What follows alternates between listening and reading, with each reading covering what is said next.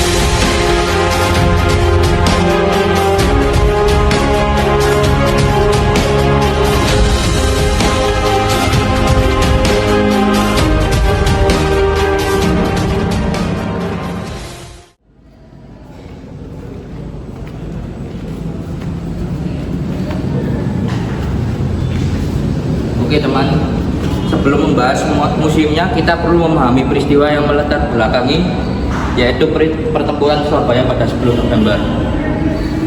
Pertempuran itu terjadi setelah Indonesia merdeka. Saat itu rakyat Surabaya berjuang mempertahankan kemerdekaan dari pasukan sekutu dan Belanda dan ingin kembali berkuasa. Karena keberanian para pejuang tersebut, Surabaya kemudian dikenal sebagai kota pahlawan. Nah, untuk mengenang perjuangan itu dibangunlah Tugu Pahlawan sebagai simbol penghormatan kepada para pahlawan.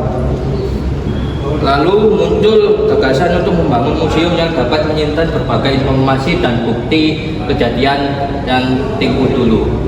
Ini salah satunya.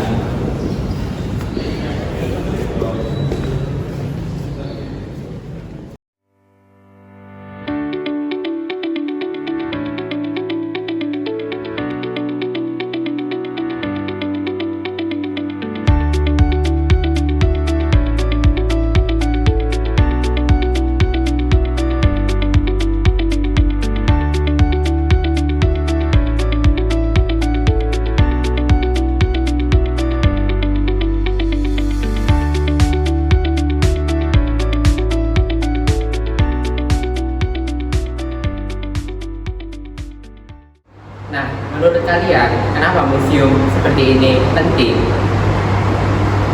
Karena generasi sekarang tidak mengalami langsung peristiwa perjuangan tersebut. Museum membantu kita memahami sejarah melalui benda dan informasi nyata. Benar sekali, kalau hanya membaca buku, kadang sulit membayangkan situasinya. Tetapi, ketika melihat koleksi museum, suasana sejarah terasa lebih hidup. Selain itu, museum berfungsi sebagai sarana pendidikan agar nilai perjuangan persatuan dan nasionalisme tetap dikenal. Jadi, museum bukan hanya tempat menyimpan benda lama, tetapi juga tempat belajar sejarah.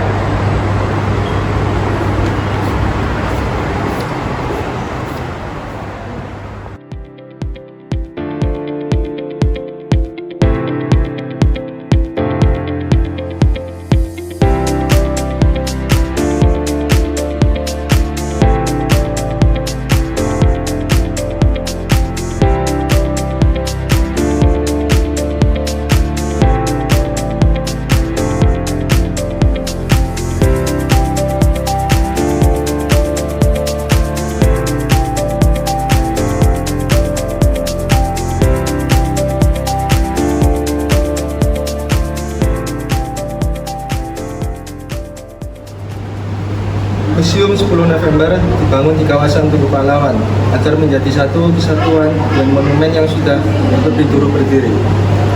Dengan begitu, pengunjung tidak hanya melihat monumen, tetapi juga mempelajari cerita lengkap di balik peristiwa 10 November. Konsep ini membuat pengalaman belajar sejarah menjadi lebih menarik.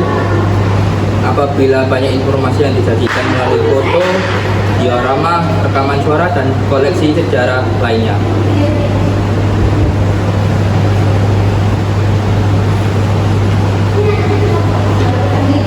Satu hal yang menarik dari museum ini adalah koleksinya.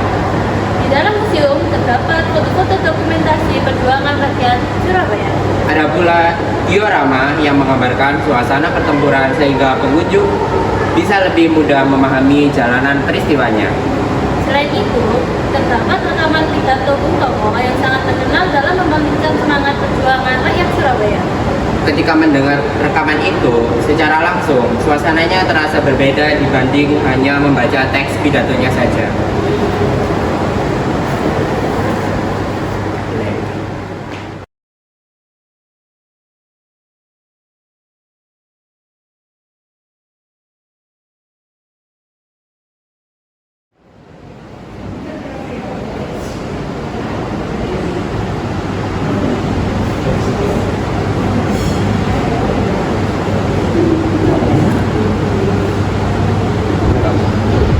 Pak Moni.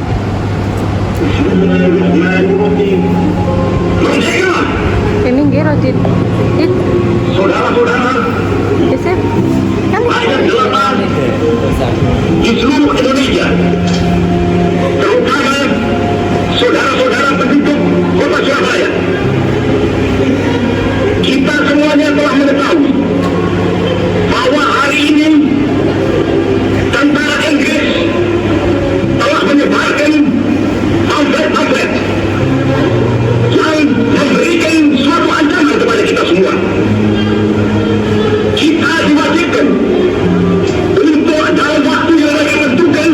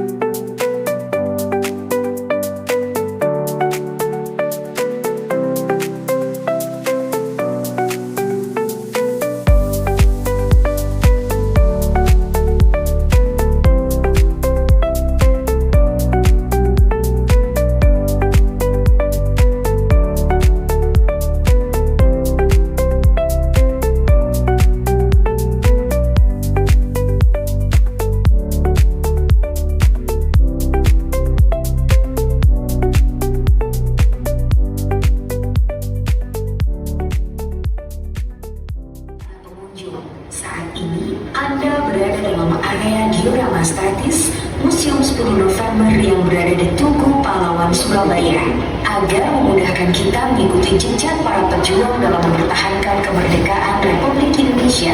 Mari kita dengarkan setiap etapa perjuangan arek-arek Surabaya.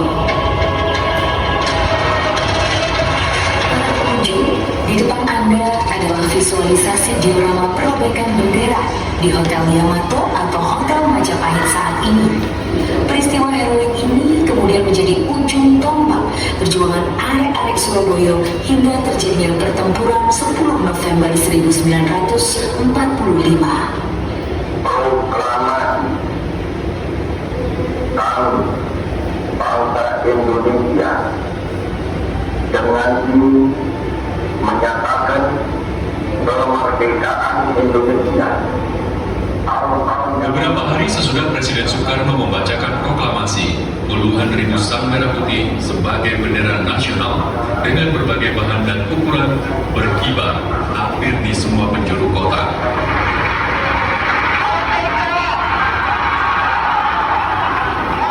Arek-arek Surabaya juga berhasil mengibarkan sang merah putih di kantor-kantor penting seperti di markas polisi istimewa dan gedung kantor Karisidenan. Gerakan pengibaran bendera ini jadi semacam pernyataan bagi penjajah. Tidak ada lagi bendera asing selain sang merah putih yang boleh berkibar di Surabaya. Dul Arno, Ketua Komite Nasional Indonesia Daerah KMID Surabaya, secara khusus memerintahkan daerah di luar Surabaya tidak membolehkan pengibaran bendera selain sang merah putih.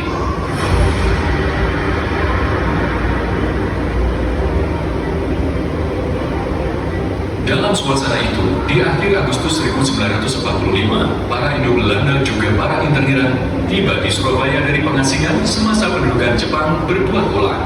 Waktu itu, tim pemulih tahanan dan interniran sekutu RAPWI, yaitu tentara Inggris dan Belanda, mendarat di Surabaya menggunakan parasut. Misi mereka penyelamatan tahanan perang di wilayah Jepang.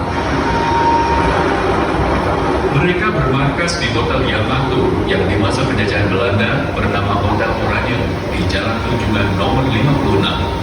Ratusan pasukan militer Jepang, termasuk Gempetaya, polisi militer Jepang, berjaga di luar gedung. Rabu, 19 September 1945, organisasi Indo-Belanda di bawah pimpinan Lockman bersama para interniran Belanda menggelar aksi anti kemerdekaan dan anti Republik Indonesia di sekitar Hotel Yamato. Sejumlah anak-anak Belanda dikoordinir untuk melakukan aksi baris berbaris, melambai-lambaikan bendera. Kalau boleh tanya, kalian berkunjung ke sini bagian apa yang paling menarik? Saya paling tertarik dengan diorama karena membantu membayangkan kondisi pertempuran pada masa itu. Kalau saya rekaman suara Bung Tomo, saya rasa bisa memahami semangat perjuangan masyarakat saat itu.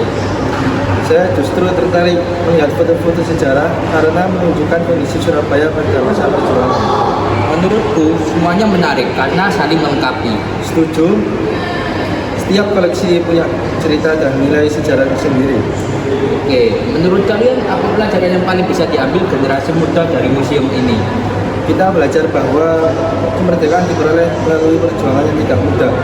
Kita juga belajar pentingnya persatuan dalam menghadapi tantangan.